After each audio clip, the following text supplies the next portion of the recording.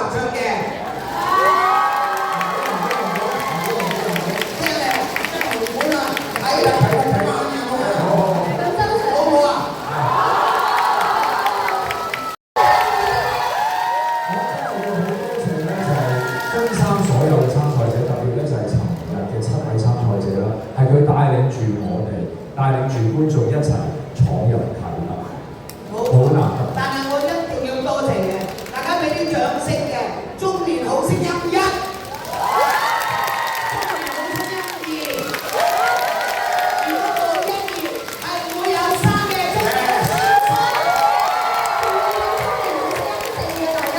係啊，開始報名啦，啱想同你話㗎係啊，8點鐘開始嘛，佢話係咯。你會唔會報名啊？報名啊，記得啊，機會係留翻俾有決心嘅人㗎。咁多謝你哋可以到台下有。好，多謝晒。走㗎啦。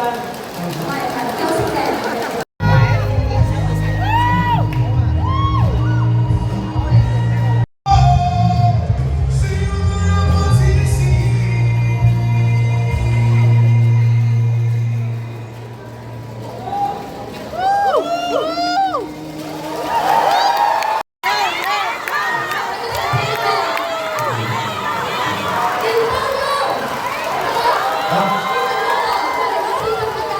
我最擅长的英文歌。